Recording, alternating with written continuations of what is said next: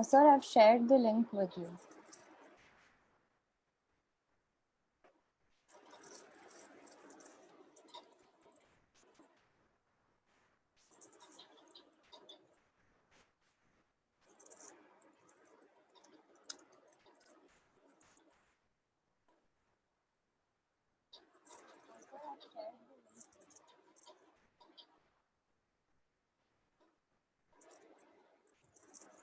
Which email ID? Gmail or Bennett Coleman ID? Sir, on WhatsApp also and on Gmail also. WhatsApp also. Bennett. And sir, I think so we should begin. We are live on Facebook now. Can we begin?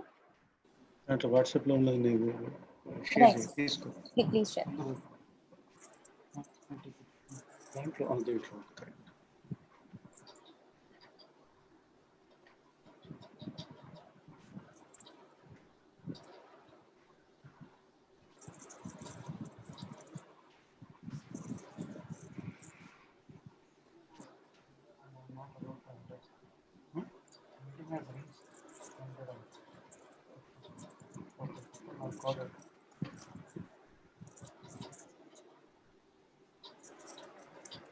The capacity of the Zoom, what is the total capacity of the Zoom?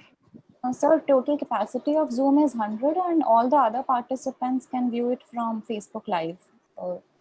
Okay, then you should Facebook it, only 100. Yes, sir. Only 100 on Zoom. Sir, I think so we should begin now.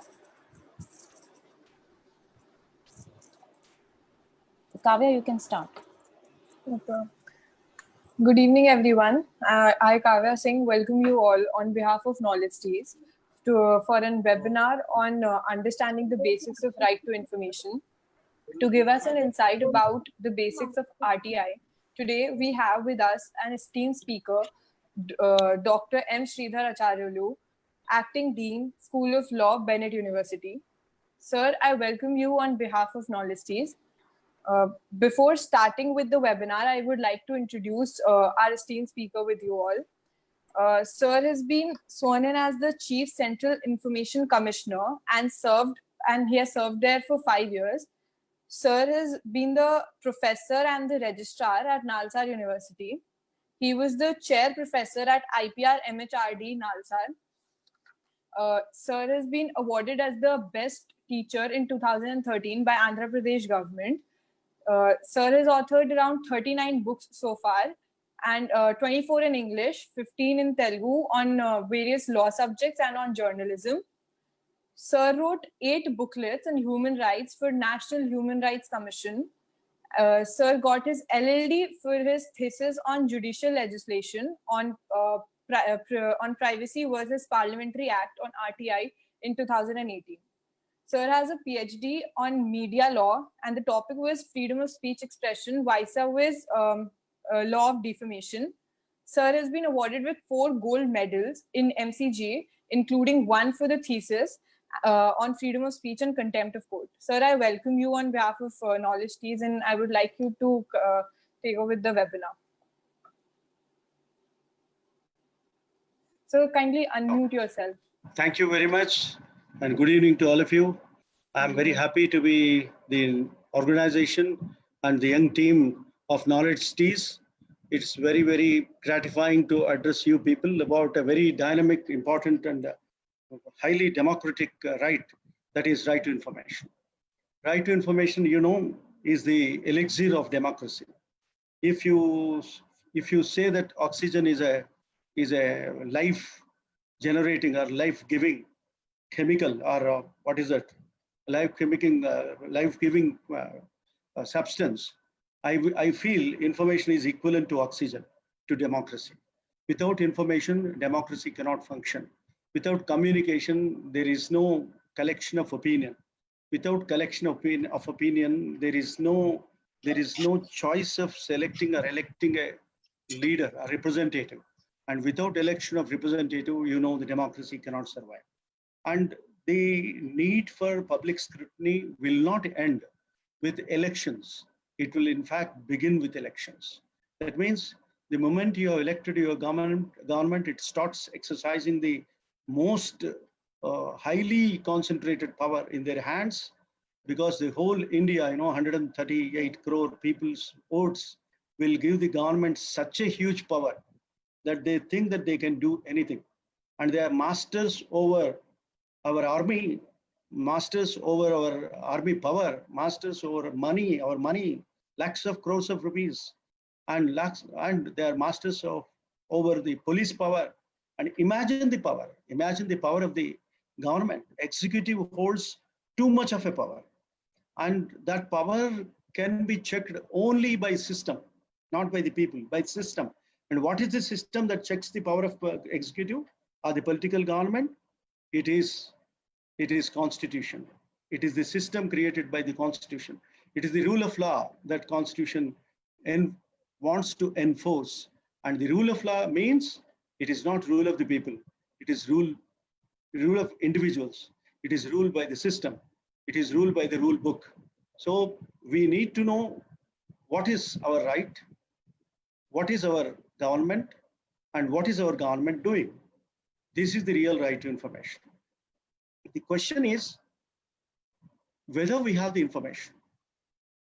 It is ethics of administration originally being talked about as the right to information. It was not right, it was ethics. Whose ethics? The administrator's ethics. If the government officer is having some power about the schemes and beneficial measures that he is taking, he has to inform the people. Something like railway informing its timetable, when a particular train will come and when a particular train will go.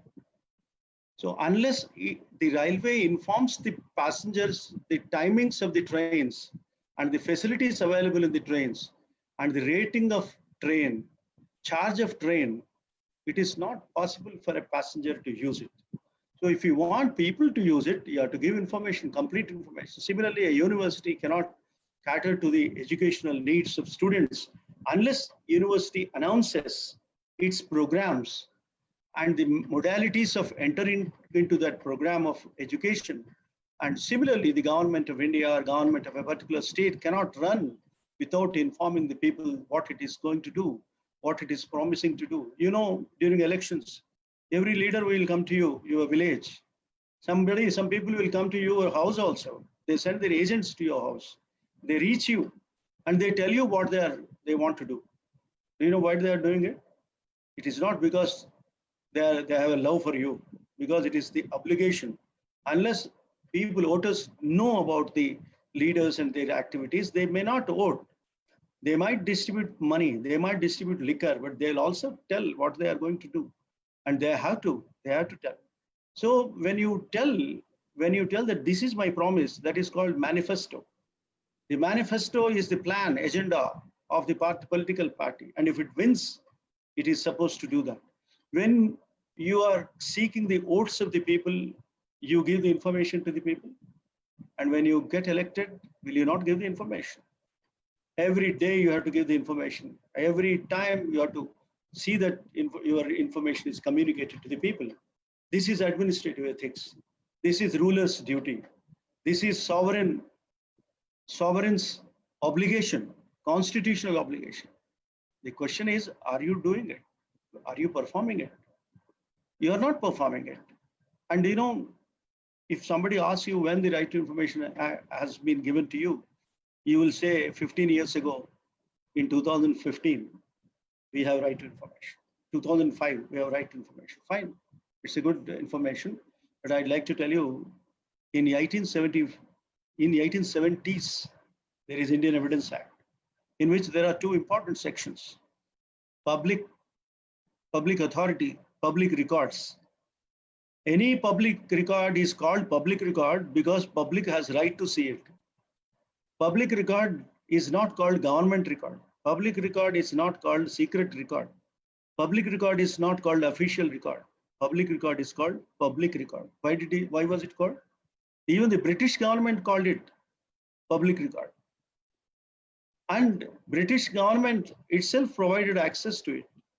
You can seek that information except in some exceptional circumstances. So since the 1870s, we have got right to information, if you ask me. And I'd like to tell you, there is one act called Societies Registration Act, which has come into existence in 1860. When? 1860. And it provides right to information. It says, with reference to any society, any information can be sought. And they call it right to information. Even the word was coined, right to information was coined. Then it says you can pay 25 NP and have the complete information. 25 NP was very huge amount in 1860. But our governments, they did not change this enactment. And even today, according to this law, I am entitled to, and you are entitled to, complete information of the society for 25 NP. Can you imagine? Wonderful right to information. We have this kind of right to information in 1860. Nobody talks about it. Okay. Now, because nobody is giving information, because people thrive, corruption thrives in secrecy. Administration thinks that it is secure in secrecy. And though people are insecure in secrecy, they don't bother, but they secure their government. Because the scandals were revealed, they were caught. Otherwise, as far as the governments will be successfully concealing the scandals, they will retain the reputation of an honest government. But the moment a scandal is revealed, they are known to the people as corrupt. So the success of the government doesn't lie in being honesty, being an honest man, running it in an honest manner. But unfortunately, success of the democratic government lies in hiding the dishonesty. And to hide the dishonesty, secrecy helps. And because of the secrecy law, all through that was ruling our country, till 2005, in spite of certain legal provisions elsewhere, we were seeing the corrupt governments. And very, very unfortunately, the governments are hiding their corruption under secret clauses. Even today, in spite of Right to Information Act coming into existence since 2005, the 15 years of dynamic practice of experience of implementation of Right to Information Act gives us an impression that people are not getting complete information. And government is not ready to give information. And you know what government and Supreme Court and High Courts and various other public authorities are doing? They are hiding under exceptional clauses, exception clauses. Why are they hiding under exception clauses? Why are they fearing to disclose the information? Because disclosure brings them the real reputation. That is, the reality will be known to the people. That is the wonder. Why some information activists are being killed? Why some activists are being threatened? Because they fear the information. Because they fear the publicity. Because they fear the public opinion. That means what? Which is important in a democracy. In a democracy, what is important is information is important. Reputation is important. Public opinion is important. And if you build up a public opinion against a wrongdoing of the government, whether it is government of India or government of state, you will successfully overthrow the government in the next election. Why do the governments fail in elections? Because their reputation is known to the people. Because their corruption is understood by the people. Because the newspapers reveal what you are doing, or the RTI reveal what you are doing. That is the power of information. Earlier, before democracy was invented, when the dictatorship was ruling, The only way of overthrowing the government was revolution. But now, what is the method of overthrowing a government? Well-informed electorate, well-conducted elections, and then well-informed people. If a vibrant citizen exercises his right to vote in a very correct manner after knowing the reality of the government, he can overthrow the government. He will not look into what is the alternative. Sometimes we don't find alternatives, but alternatives emerge in elections, not before elections. Alternatives emerge after elections. I mean, during the elections. Because people think that so-and-so is not correct, so we'll vote so-and-so. I'll give you the example of Delhi government, where AAP has emerged as an alternative. And nobody thought that AAP is so strong party to counter the established national parties, but it could prove what it is doing, whether it is keeping up to their promises or not, is a different question. That is what the Delhi people have to look into. If they are vibrant citizens, they have to understand what they are doing. They have to question what they are doing. They have to get information about what they are doing. Not only AAP government, any government. For example, BJP government at the center and any other government at the states. The people should question them. People should seek information about them. And now you have a tool. You can't depend upon some accidental, good, very good, dynamic, pro-people IAS officer. You can't expect a dynamic, pro-people, pro-transparency minister. Yeah, Ram Jethmalani, I hope you know, he recently died. He was law minister. You know what he did? He said, all my ministry's files are open to the public. Anybody can come and have a scrutiny. It is much, much before Right to Information Act 2005 has been enacted. Long, long before. Then what happened?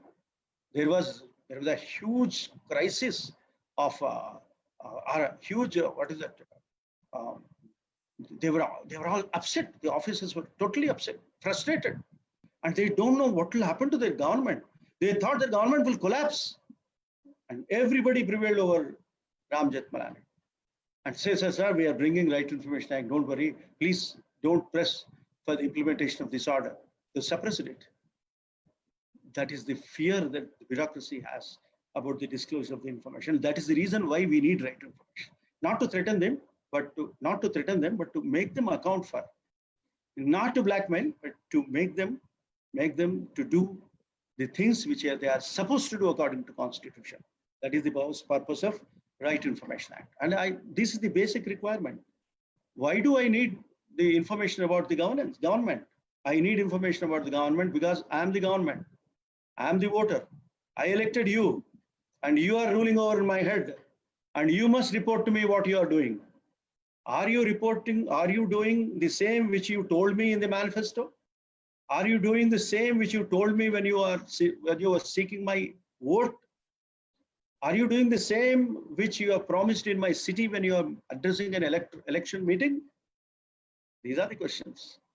And if you are doing it, okay, I have no problem. If you don't do it, I'll question you.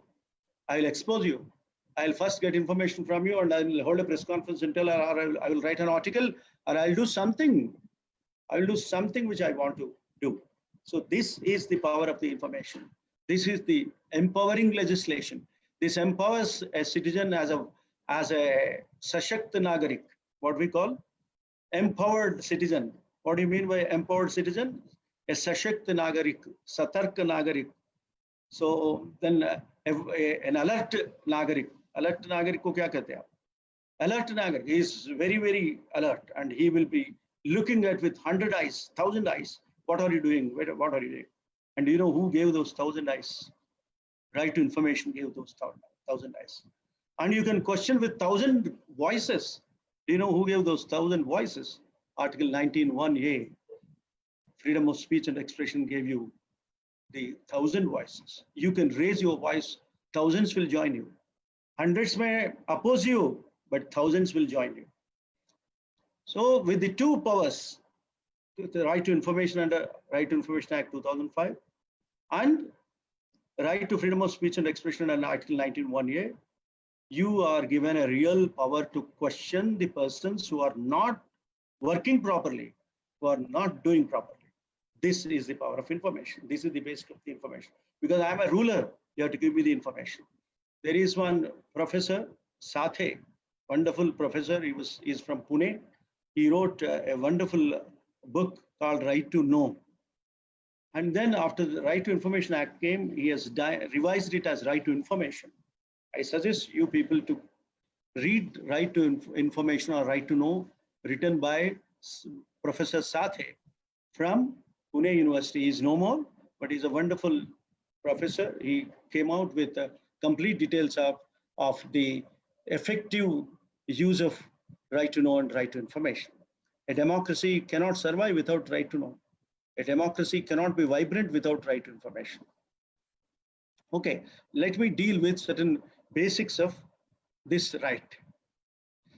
You know, Shakespeare once said, a wonderful statement he gave.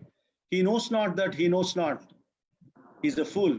Shun him. He's not worth following him. He knows that he knows not. He's simple. Teach him. If you teach him, it is okay. He knows that he knows not that he knows.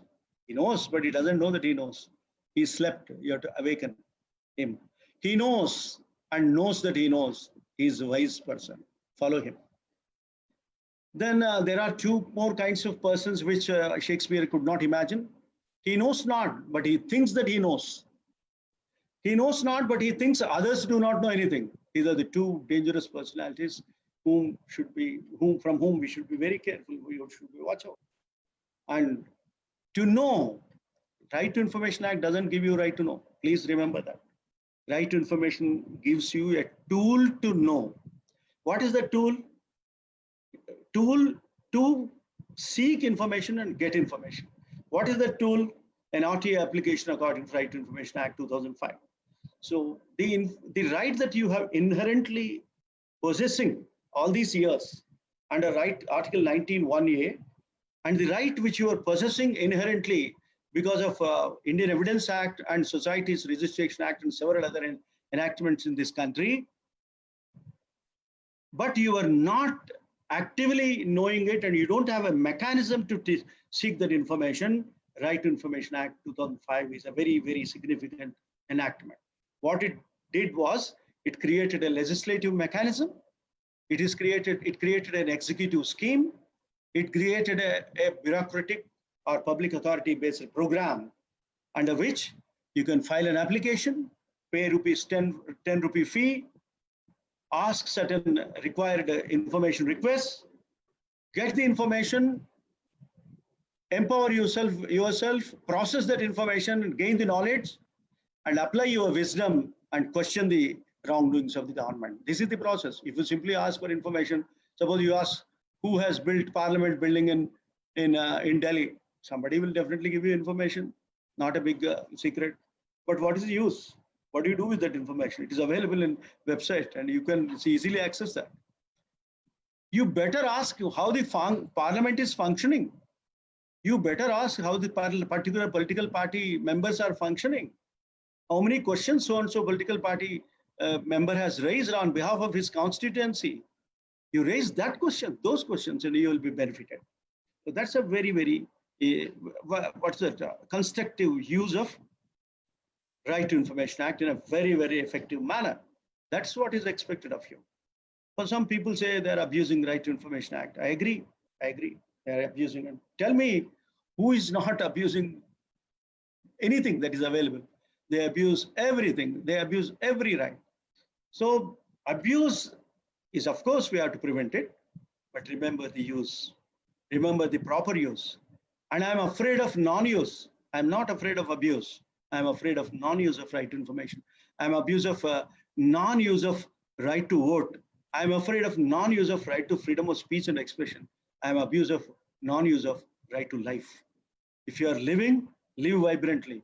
If you are speaking, speak constructively for the nation. And if you are using RTI, use it correctly and get the information and question the wrongdoings of the government. This is my suggestion. So this is the basic requirement also. So then let me tell you, the corruption is considered as injustice. Corruption is itself injustice. Do you know why? If a proclaimed program gives certain benefits to scholars or beneficiaries, like a pension of old age poor persons, Old age poor person is entitled to that pension. If he doesn't get it because he doesn't know it, and that pension amount is grabbed by producing false names by somebody, it is injustice to real, genuine, old, poor people. And it is wastage of public money. It is cheating and it is corruption. And we have a duty. Corruption is a crime. We have a duty to punish the crime. So corruption is crime, corruption is injustice, and so on and so forth. And silence is consent. If you don't question the corruption, you are silently supporting it. And if you are silent, you are joined, or you have agreed, you have tolerated, you wanted. You are simply a person waiting for joining the corrupt. So if you have to make some noise, if you have to create some nuisance, they may call it nuisance, but I'm also calling it nuisance. Okay, let it be nuisance. But say that I got the information through RTI. This is what is happening in Road Transport Authority office. People are selling the license. If you have enough proof to say that, please say that. And you will definitely see that system corrects itself. If you don't question the system will not correct. It will remain corrupt. It will not correct. So liberty of thought, freedom of expression, right to vote, right to question. All these rights depend upon right to information. If you don't know, what do you do? So know first of all, what is it? So Right to Information Act 2005, do you know what it did? It did not give you right to information. It recognized your right to information. Who is Parliament to give you right to information?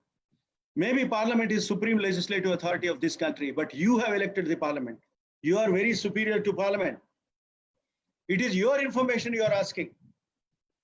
So Right to Information Act 2005 has recognized your right to information in a particular format. That's all. It gave the format. It gave the tool. It imposed the duty on public officers to give the information. It did not donate you right to information. I also say generally in my law class, you are not given right to life by the Constitution. It is your inherent natural right to live. Because you are born in this country, you have to live in this country. It is your duty to live in this country. So your information, your right to live is your right to live. Nobody gave it to you. then what is Article 21? What did it do? It recognized it. It guaranteed it.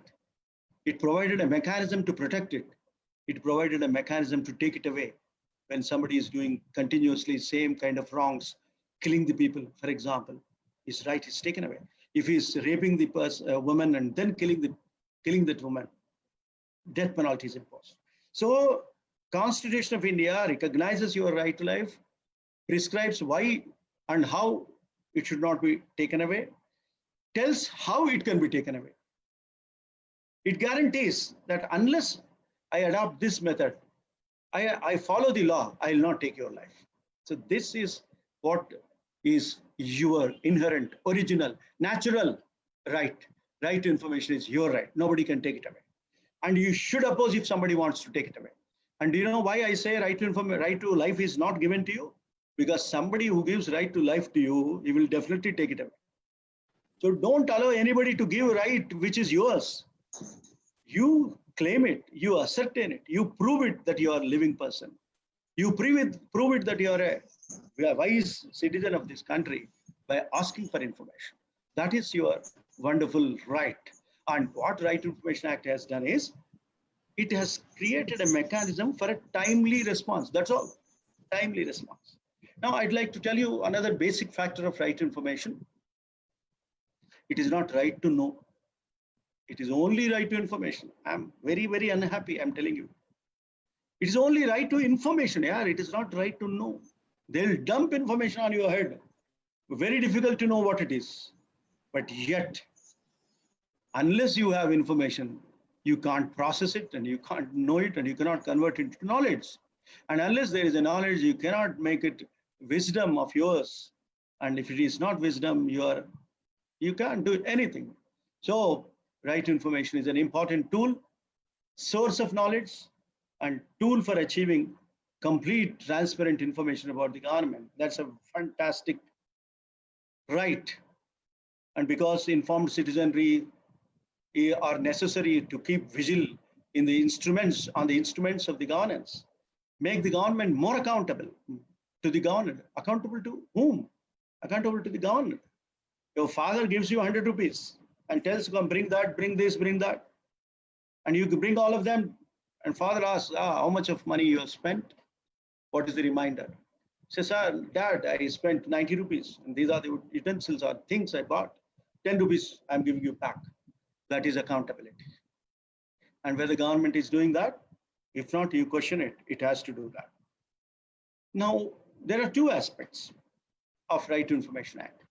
One is transparency, other is right to information. What is transparency?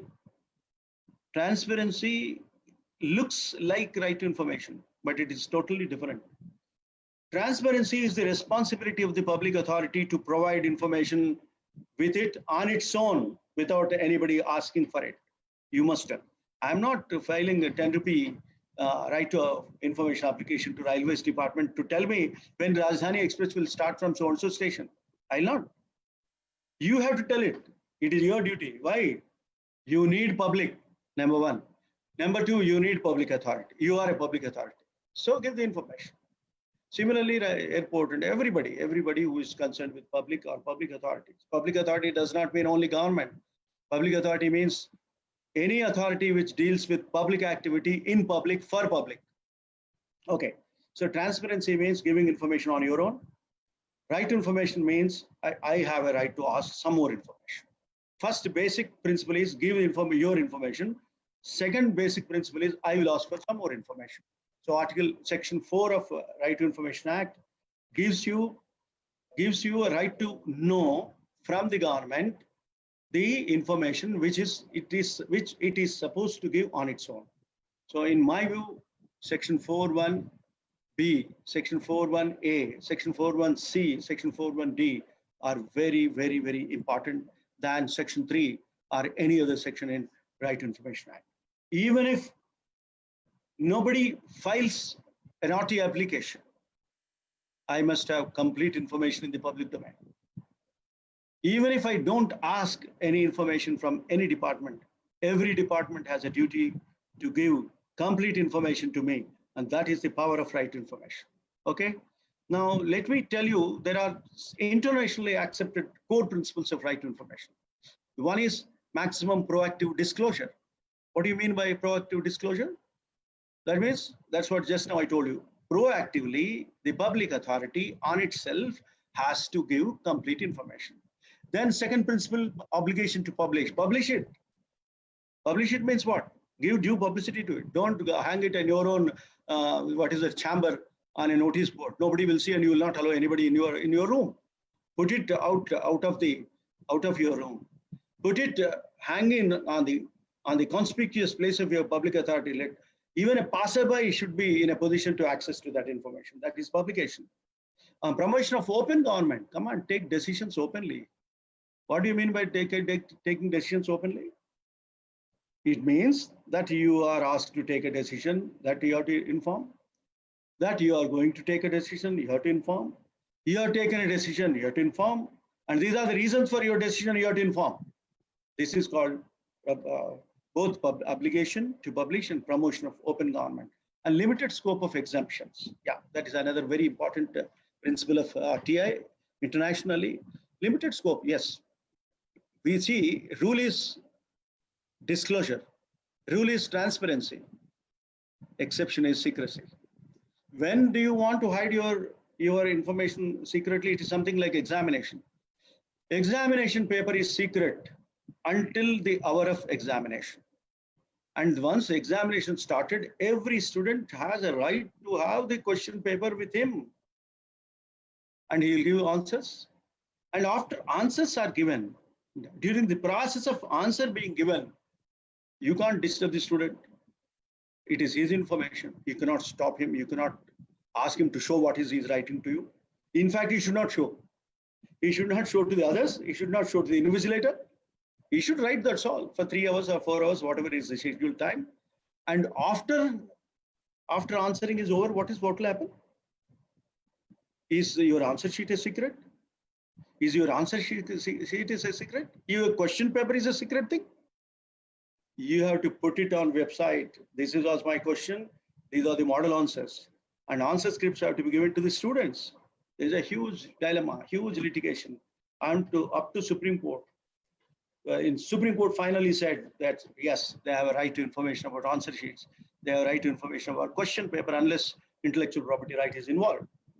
So that is only those kinds of confidentialities, only those kinds of security exceptions have to be considered as exceptions, and they should be limited.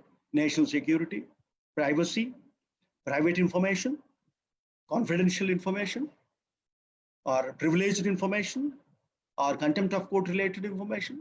There are certain small non-disclosure agreement related information. Don't disclose them. Have some, yes, privacy is a right. Come on, provide privacy. So these are the limited scope of exemption is that. There are some more rules. Processes to facilitate access. It is the duty of the government to facilitate the access. And then another principle is it should not be costly. You are not a stationary seller. You are not a stationary shop. You are a government. Government cannot sell its information. Government has to give information. And that's why Right to Information Act doesn't cover the cost of searching, cost of making, cost of printing, cost of searching, no. Just a nominal cost. Only to attribute seriousness to your task. 10 rupee. Tell me what will happen to 10 rupees? Nothing. 10 rupees has no value in a present day of inflation, of economy. It has no value. 100 rupees note also is losing its value. So what value that you have for 10 rupees? But a person who is filing thousands of RTI applications, yes, he will lose lakhs of rupees. It doesn't matter. It is in his interest, his vibrant attitude that makes him to use RTA, purchase tickets and seek the information, fine. But it should be reasonable cost. And then principle 7, disclosure should take precedence. Yes. When there is a competition between disclosure and non-disclosure, precedence has to be given to disclosure. These are the basic principles of disclosure or transparency. Now, there are 2 expressions used in RTA Act, very, very significant expressions. And this decides whether you have a right to know that information or not. What are those 2 expressions? Held or controlled. Observe closely. Held or controlled. Underline it. Held or controlled. I suggest all my listeners to note down these words because your right depends on this. Held or controlled. Not owned. You are not the owner of my information. It is my information. I am a citizen. Government information is my information. Government is not owner of my information. Government is holder of the information. So you hold, or at least you control it, because some public authority has given you the reports based on which you have to develop a scheme to benefit the people. You are controlling that information. At the same time, you are holding it. So I am asking you the information which is under your control and holding. Give me, share me, and you have to share. Can you share that information? What is your problem in sharing the information? Is it secret? Is it security secret? Are you protecting the information revealing of which might make China more powerful to attack you? No, don't give that information. I'm not interested. But all the other information, please give me. I'm interested. I want to know. It is my country, my information. Okay, now section 3. It gives, look at the very interesting language of section. Subject to the provisions of this act, all citizens shall have the right to information. All citizens shall have the right to information. Right is a legal right. It is to information. Information is defined. Shall is a mandatory provision. It is not may. All citizens may have right to information, then there is no right at all. So shall have. All citizens, that means what? Does it amount to limiting right to citizens only and not extended to persons? Some people argued like that. There are thousands of right to information applications rejected on the ground that you have not proved your citizen. And some more enthusiastic PO says, unless you prove your citizenship, I will not give you information. Now, nowhere it is said that a person seeking information has to prove that he is citizen of this country. Nowhere it is stated. And nowhere it is stated that PIO can refuse that information. And in fact, PIO cannot ask for proof of right citizenship unless he has a reasonable doubt, and he has to prove that he has a reasonable doubt. Tell me, where is that reasonable doubt? Where is it he has the reasonable doubt? What are the reasons for his doubting? That means what? You cannot stop because you have a doubt about the citizenship. Why did you will have doubt about the citizenship only to deny the information? Malicious, not reasonable. So that is not possible. And I'd like to give you a very interesting point of Right to Information Act. Only in section 3, it has used the expression citizen. And everywhere it has used person. You can check if you want. That means what? Person was used more than 2 dozen times. I counted it. I answered several such RTA rejections, saying that you cannot reject. And that's what is the power of Right to Information Act. Citizen can be given, does not mean person cannot be. So you have to give the information. And anybody can ask about any other person. Suppose I'm a citizen, I'm asking about the information about a person. Can you deny it? So information about a person has to be given to a person, but it says citizens. Fine, I have no problem. But you are giving NRI citizens also, you are considering them as citizens, and you are giving India-born persons who are residing elsewhere, doing duties. They want to come back to our country, and they need some information. You have to give that information to them. So this is not correct to say that only citizens will have the information and others do not have. And it is, as a matter of right, you have this right to information. And in Sweden, since 1770, you have this right. 1770s, yeah. What a fantastic age that we have passed on with the right to information. And you know, where do they get this right to information? It is part of their freedom of speech and expression. Do you know when Bofor's tragedy, Bofor's corruption was revealed by 2 journalists of India. But do you know how could they get the source of the information from Sweden? Swedish radio was talking about it, Swedish official radio. Have you ever imagined an official radio talking about corruption in purchase of defense equipment from a government? Have you ever imagined? Was that possible? Answer is, it was possible. Do you know, because there is transparency law at that point of time. And because of the transparency law, Swedish radio could talk about those things. And from Swedish radio, Indian journalists could pick up the threads, and they investigated, and they finally came out with the revelation story of Bofors being sold at a higher price and with kickbacks and all that. Of course, it is not proved. It was terrible failure on the part of the machinery, or the delay in justice dispensation, or so many other factors which could not take us to logical end of this scandal. That's a different thing. But we could get the information. Whether the courts have punished the culprits or not, Indian people have punished. They did not elect the government. That's all. That's a major punishment. That is the value of the democracy. Information is not charged. Information is not proven corruption. But information is enough to build up an opinion, and that build up opinion is enough to overthrow a government. At least if we cannot punish the corrupt officers, we can at least get rid of a corrupt government. That is the power of right to information. And any government is no exception. Any party is no exception. Don't judge Right to Information Act based on parties and party affiliation. Any party in power is prone to corruption.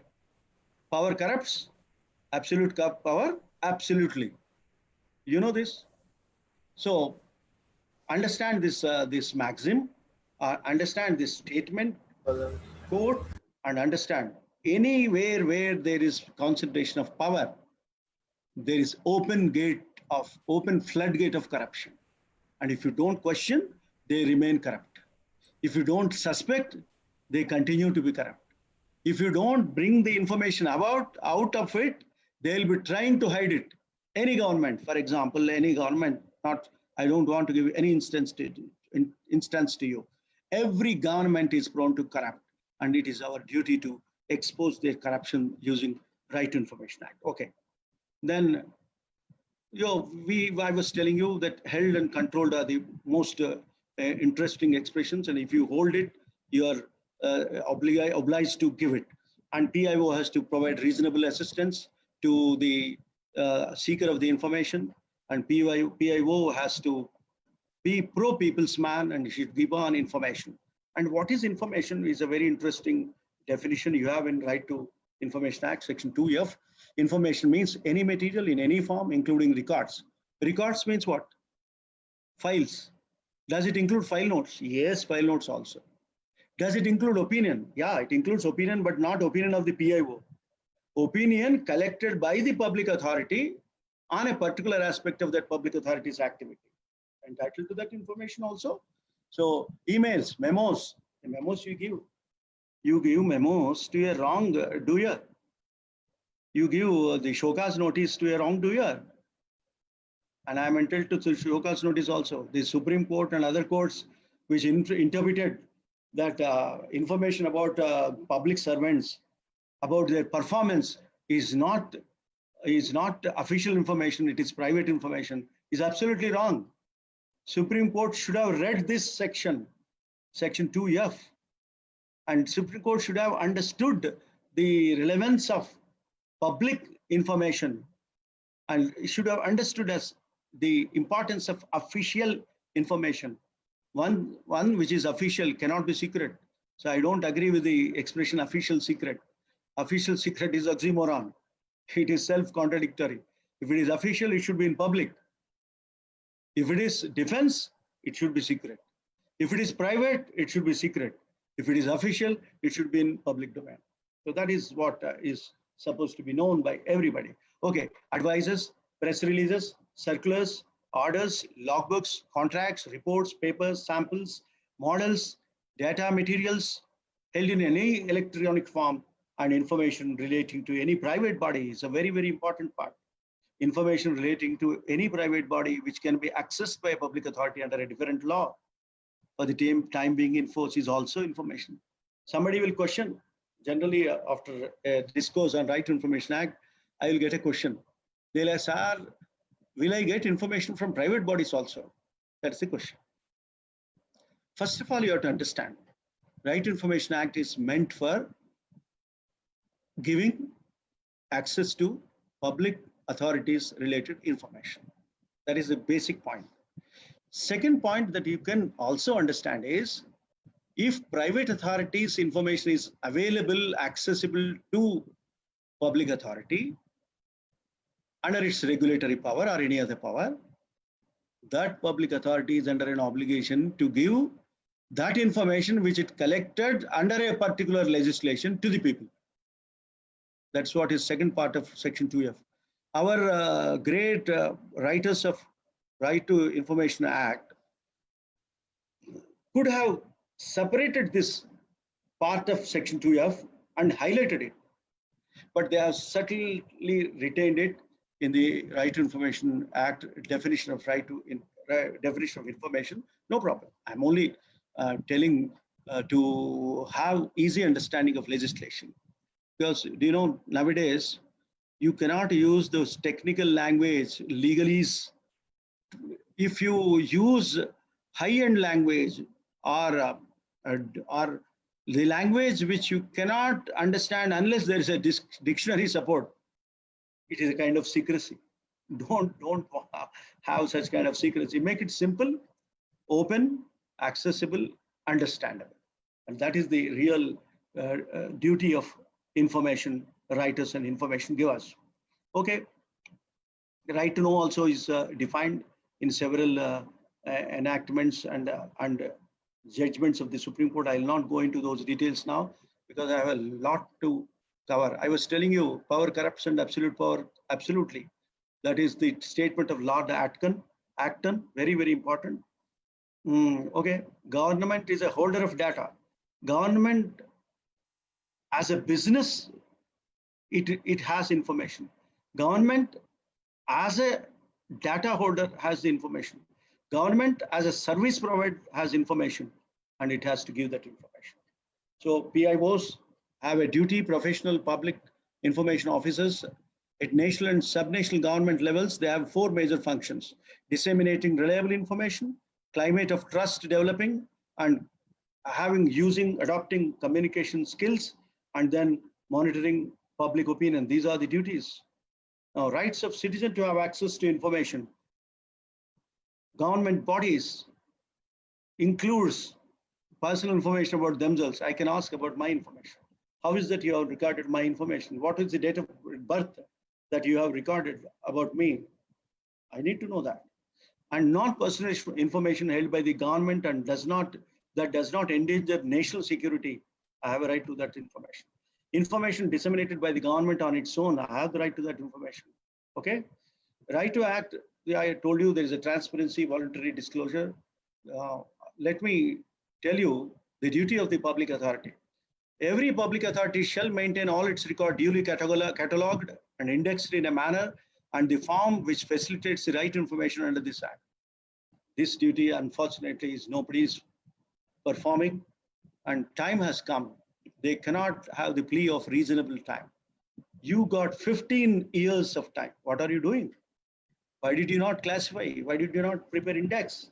So the reasonability of time to provide classified, not classified, well classified information. That means categorized, compartmentalized, and then and indexed information shall be ready with you to be shared with the people. You don't have any excuse now after the loss of 15 years. You cannot say that you don't have time. You cannot say that you don't have money. Okay. Okay, now look at this slide, which gives you the information that is supposed to be disclosed. Particulars, policies, decisions, notifications, orders, agreements, developmental works details, officers and their salaries. There is a general question in a domestic dispute related cases. Spouses remuneration information, salary information is asked by another spouse, which is relevant in a maintenance case. And they say it has personal information. Section 4(1)(b) says that you have to tell how much of remuneration is being received by the public servant. You cannot say that it is not official information. You cannot say that it is personal information. But yet they are saying, I am very, very sorry to say that even Supreme Court erred on this point. Salary is not private information.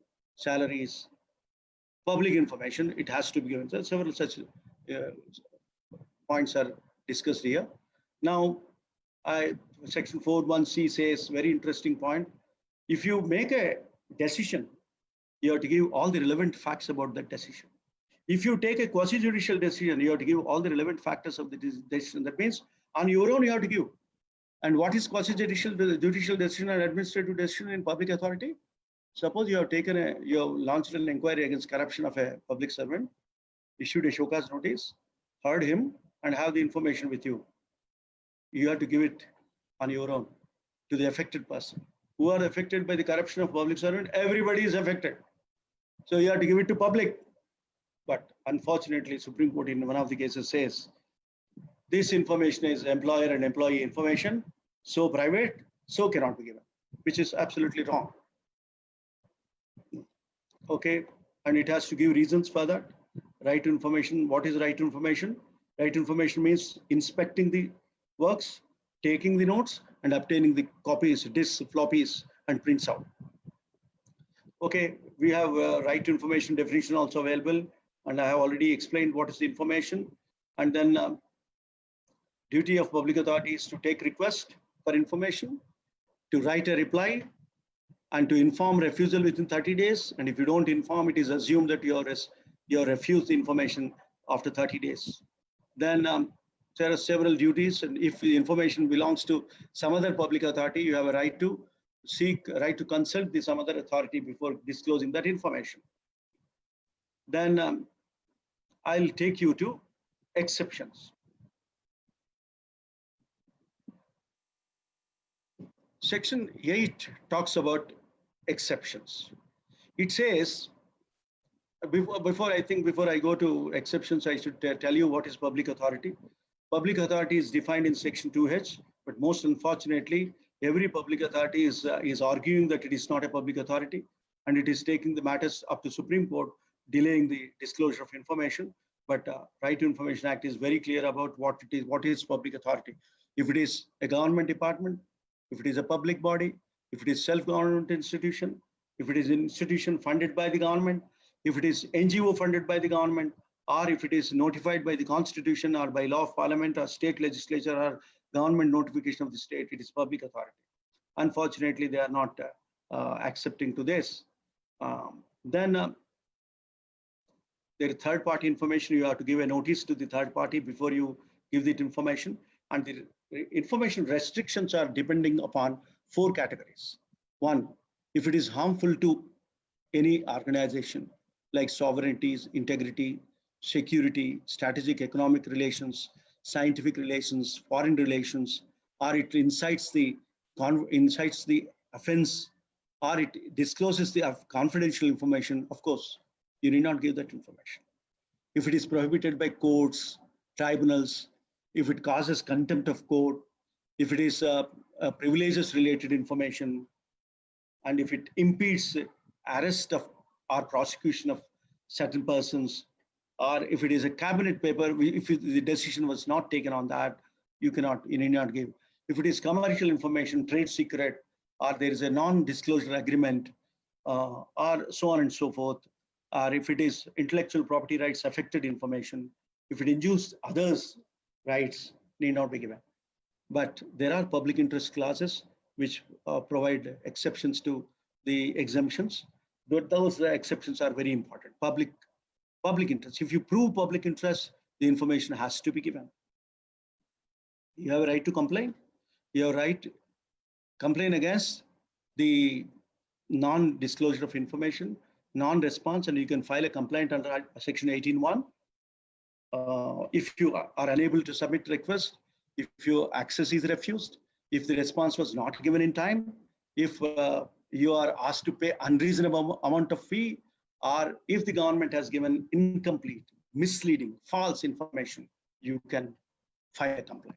Okay, and then you have a right of appeal also. Suppose you go to first appellate authority against refusal by the PIO, it is a right to first appeal. And if first appellate authority also refuses to give information, you have a right to go in for second appeal, and second appeal lies before Information Commissioner. Information commissions are there in state and central also. And if the Information Commission refuses the information, you don't have a remedy beyond that. So Information Commissioner is a final authority as far as Right to Information Act is concerned. But there is a constitutional provision for judicial review, and that is available to you. That is available to the person who is refused information by even Information Commissioner.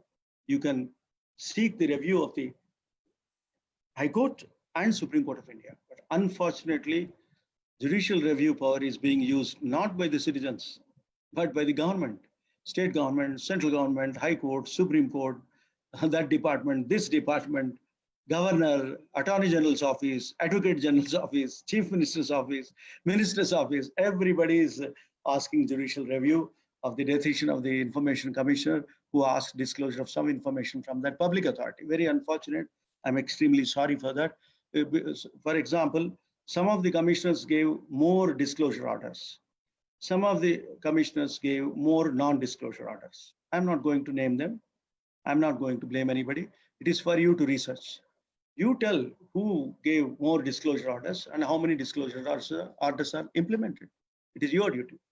So when when a commissioner asks disclosure of information, government is going to High Court. High Court is granting stay. And if High Court also permits, department is taking the issue to Supreme Court. And Supreme Court, how many cases Supreme Court can hear? And unfortunately, in some of the cases, Supreme Court also agreed with a non-disclosure stand of the government. So this is the problem of the litigation about right to information engaged only by the government, more by the government and less by the people.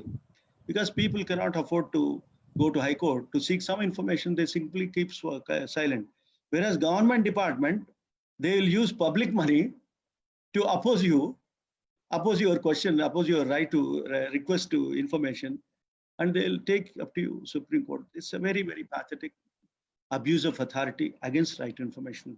If anybody is talking abuse of Right to Information Act, I would like to tell them that government is abusing their authority by taking the issues or disclosure orders to Supreme Court or High Courts.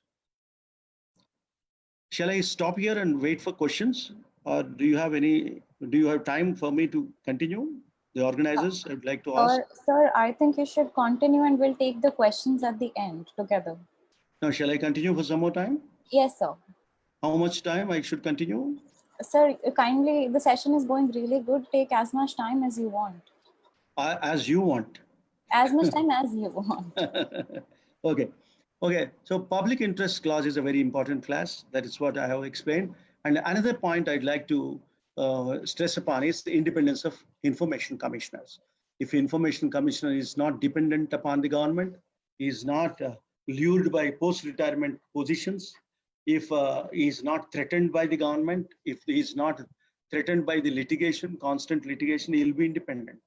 And if he has a 5-year term according to original act, he will be independent.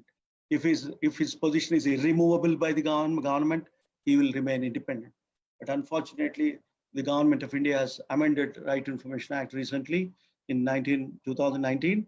And because of that, independence of Right to Information Commissioner has been totally diluted. I'm worried about it, but still, if there is a honest and very good pro-people, pro-RTI, pro-democracy, pro-honest the personality occupying the Right to Information Commissioner position, he will definitely do justice to the people. Okay, now I'd like to tell you there is one important class under Section 20, that is penalty class. Originally, I was told, I know also that Right to Information Act has a clause which says that if you malafidely deny the information, PIO can be sent to jail for 3 months or 2 months. But it was opposed by the bureaucracy. The officers opposed, saying that it will create a lot of crisis of decision making in the administration, which will not be good for the country. So they removed it. Now the penalty remained in the enactment for the last 15 years is, if you don't furnish information within 30 days, if you furnish incorrect information, incomplete information, malafidly denied, or destroyed the information or obstructed the flow of giving information, you can be, that means a PIO can be punished with penalty up to 25,000 rupees for 250 rupees per day at the rate of 250 rupees per day, not beyond 25,000 rupees in all. So that is the punishment. And along with that, if there is a possibility, a commissioner may recommend disciplinary action if information is denied without reasonable cause. Persistently, he failed to receive and persistently not furnish the information. So that is the position where disciplinary action can be recommended. See, it is really not a great punishment. Okay, commissioner recommends. It doesn't mandate. When he recommends a disciplinary action, the authority is free to take it up or not to take it up. So it is, I don't mind. I don't think it's any real penal power. Okay, that's what is Section 20.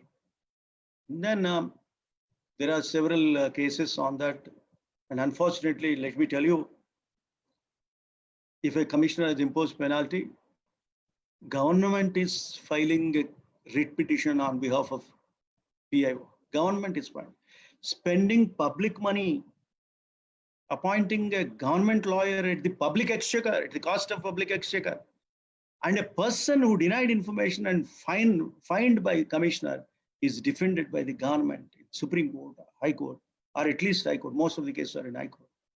Unfortunate, most unethical, and it is abuse of public money, abuse of public power, abuse of authority in denying the information under Right to Information Act. Very, very sorry state of affairs. Okay, so let me tell you, first exception talks about security related exception. Second exception is information is forbidden by the court. Third is breach of privilege related information. Then the fourth is commercial confidence related information. Then you have the public interest overrider for that, and fiduciary trust related information. It's one of the most abused class. Then you have 81F, the confidence, the information received from foreign government. Then you have 81G, which endangers the security of the person. And you have 81I, cabinet papers. Why cabinet papers should be secret, I don't understand. But of course, the law says so. But if you decide, if the cabinet has taken a decision, it has to give complete information about that decision. Even section 41C talks about it. If a cabinet takes a decision, you have to give entire information is available there also in 81C. 81J, another greatly misused section is personal information. Government uses all its power, machinery, money to deny information under an abused class. That information you sought is private, personal information of so-and-so officer. This is a sad state of affairs in this country. Even today, most of the information requests are denied under this class, whereas there are several exceptions to this class. And first of all, the performance of officer cannot be denied under personal information class. But unfortunately, Supreme Court upheld it under Girish Ramchandra Deshpande case, and several other judgments followed it. Unfortunate. I think someday will come. I'm hopeful of that day.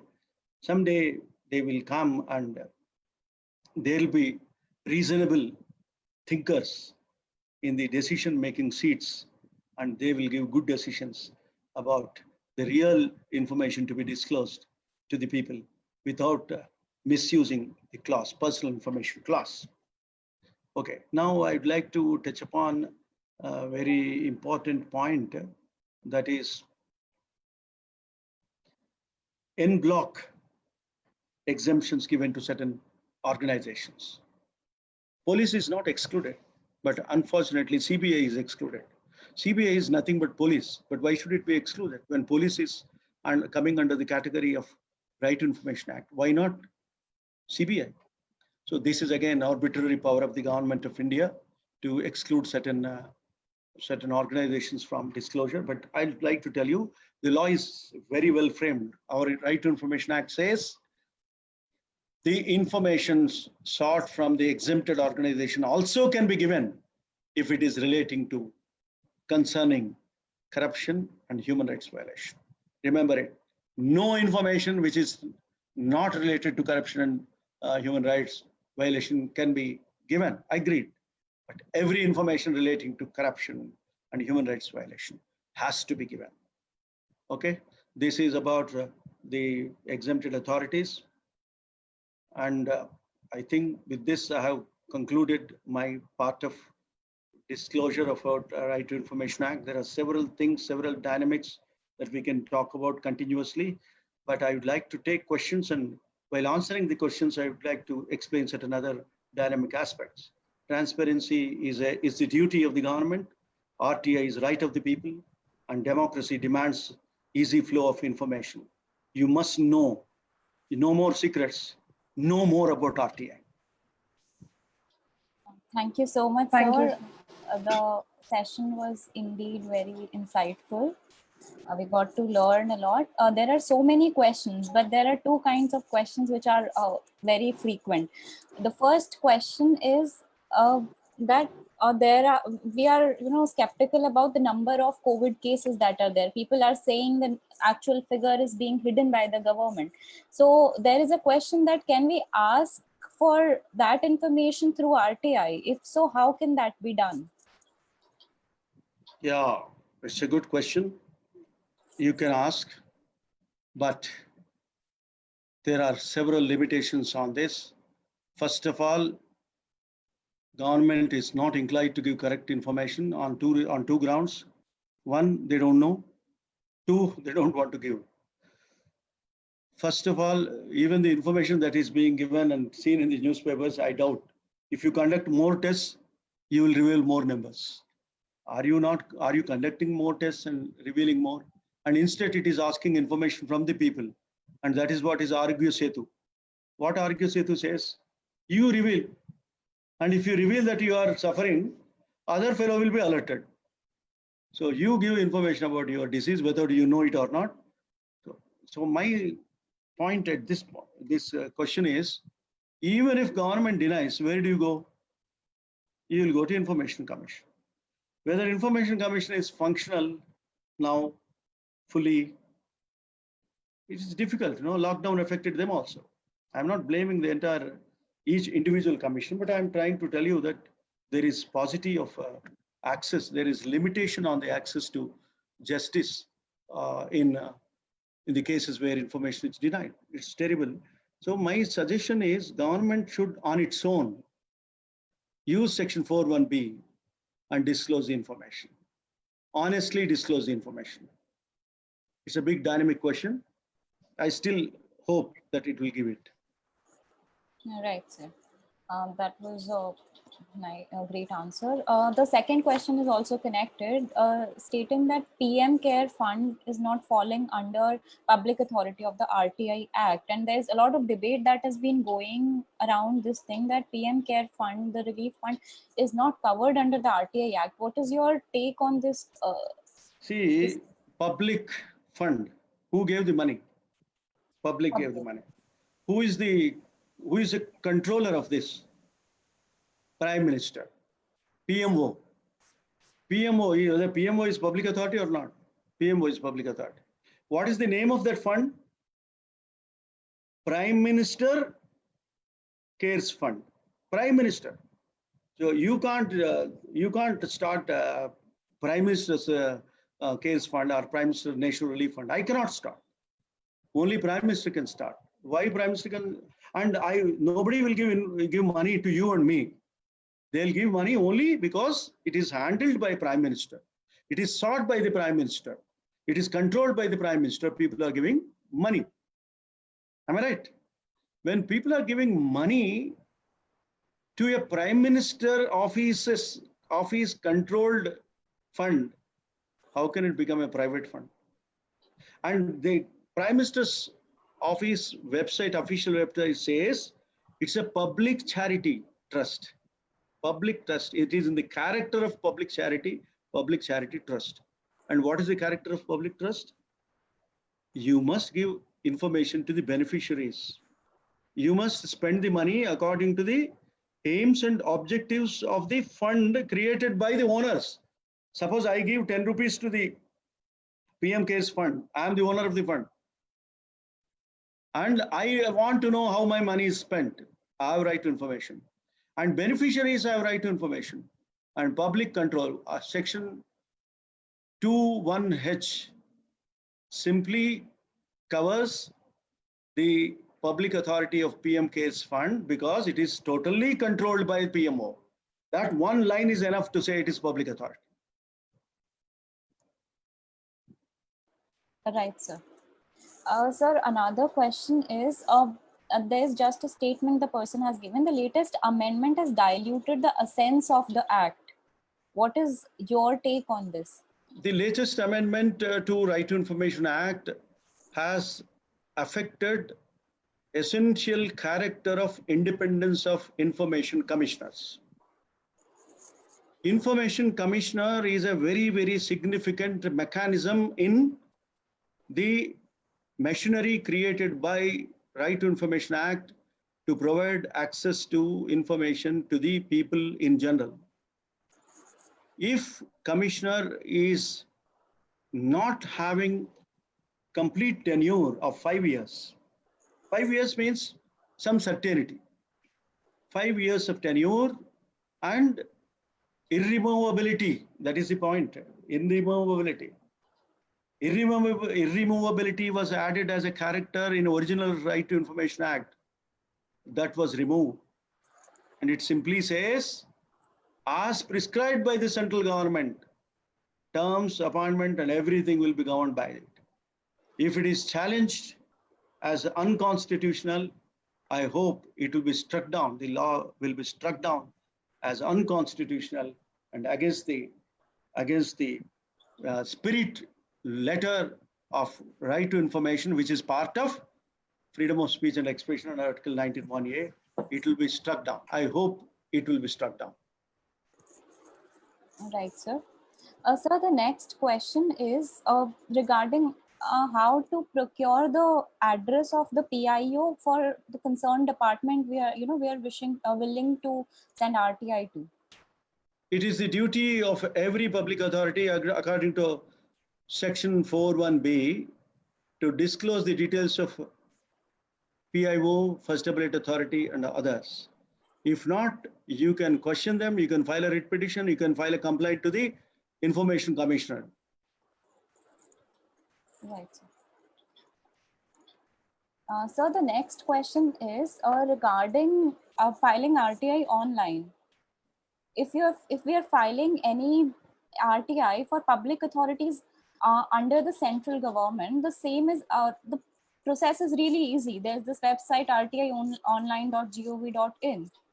But it does not accept application for public authorities under the state government. So state governments, it's a little confusing as to how to proceed filing the RTI application online in case it is concerned with a state government. Yeah, mechanism has to be created now. Right, sir. Every state government has to create a mechanism, machinery, tools, technology. They have to adopt it. So the RTI workers, the democratic citizens, they should increase the pressure and opinion against each state to start it. Unless people ask for it, they will not do. People should ask for it. Right, sir.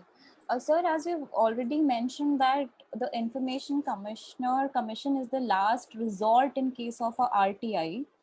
There is a question which is saying that can a writ petition be filed in case of a RTI?